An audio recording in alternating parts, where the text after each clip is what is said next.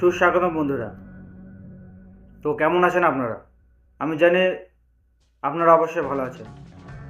তো আজকের আমাদের যে টপিকটা সেটা হচ্ছে যে ক্লাস 11 এবং 12-এ অর্থাৎ মাধ্যমিকের পরে ক্লাস 11 এবং 12-এ কী করে ভালো পড়াশোনা করব এবং ভালো রেজাল্ট করব।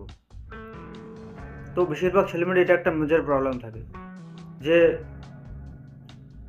মাধ্যমিক পাশের পরে যে সাবজেক্টগুলো নেব আমি, সায়েন্স কিংবা আর্টস, কতক্ষণ পড়াশোনা করব, কতটা পড়াশোনা করব, এবং একটা আলটিমেট বিষয় যেটা থাকে সেটা হচ্ছে অনেকে এটা ভাবতে পারা হয়তো যে পড়াশোনা করার দরকারটা কি।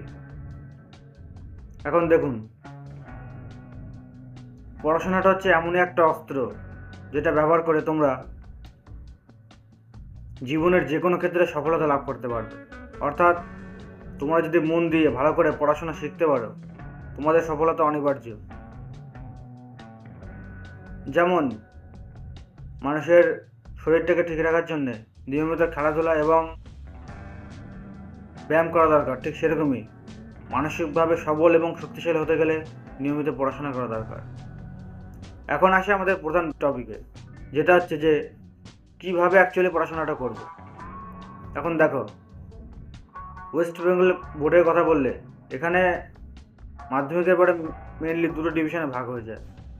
একটা হচ্ছে আর্টস, একটা হচ্ছে সায়েন্স, আর কমার্সও থাকে, তবে কমার্সে ছেলেমেয়েদের সংখ্যা খুবই কম। এখন আর্টস এবং সায়েন্স এই দুটোতেই ছটা করে সাবজেক্ট থাকে। এখন আর্টসে মোটামুটি সব সাবজেক্টই সমান গুরুত্বপূর্ণ। তো সেক্ষেত্রে যদি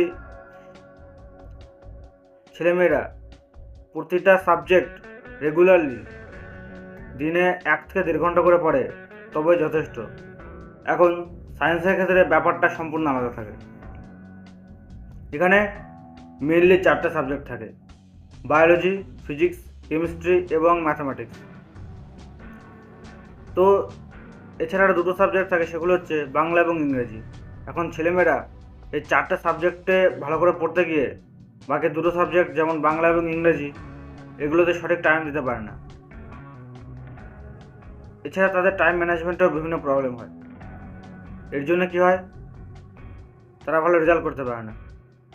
তো এখন এইটা নিয়েই, এর স্ট্র্যাটেজি নিয়ে আলোচনা করব। তো এই যে 4টে সাবজেক্ট আছে, এই 4টে সাবজেক্ট সপ্তাহে তোমরা 6 দিন পড়াশোনা করবে। এই 6 দিনের মধ্যে 6 দিনই 4টে সাবজেক্ট পড়বে। কত ঘন্টা করে পড়বে? 2 ঘন্টা করে। 2 ঘন্টা করে পড়বে 4টে সাবজেক্ট। তো সপ্তাহে 6 দিনে 2 ঘন্টা করে 4টে সাবজেক্ট পড়তে হবে, অর্থাৎ রেগুলারলি 8 ঘন্টা করে পড়বে।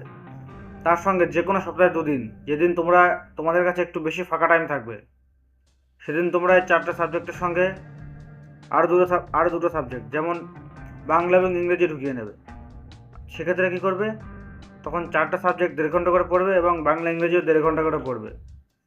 তবে দেখবে টাইম ম্যানেজমেন্ট হবে, পড়াশোনা সঠিক করে হবে। আর এইভাবে তোমরা 6 দিন পড়াশোনা করবে। যদি এইভাবে চলতে থাকে তবে তোমাদের কোনো সাবজেক্টে ব্যাকলগ তৈরি হবে না এবং প্রতি সাবজেক্টে তোমরা সমানভাবে গুরুত্ব দিয়ে ভালো রেজাল্ট করতে পারবে। এখন নেক্সট কোশ্চেন হচ্ছে যে কতক্ষণ আমাদের পড়াশোনা করা উচিত। এখন আর্টসের ক্ষেত্রে যেহেতু আগেই বলেছি 6 থেকে 7 ঘন্টা, তবে এই 6 থেকে 7 ঘন্টা হচ্ছে ইফেক্টিভ স্টাডি, এবং সায়েন্সদের ক্ষেত্রে মিনিমাম 8 থেকে 9 ঘন্টা। এইটুকু হচ্ছে ইফেক্টিভ স্টাডি। ইফেক্টিভ মানে এইটুকু হচ্ছে এই দিস টাইম ডিউরেশন, অর্থাৎ এই সময়ের যে এই যে টাইম ডিউরেশনটা 6 থেকে 7 ঘন্টা কিংবা 8 থেকে 9 ঘন্টা, এই টাইমটা টোটালি তোমরা সম্পূর্ণরূপে ডেডিকেটেড টু স্টাডি। অর্থাৎ এই সময় না কোনো গেম খেলবে, না খাওয়া দাওয়া হবে, না অন্য কিছু। যেমন ধরো সকালে 4 ঘন্টা পড়লে বিকেলে 4 ঘন্টা, 8 ঘন্টা হয়ে গেল। এইভাবে এই টাইমে পিওর পড়াশোনা হবে, অন্য কোনো কিছু হবে না।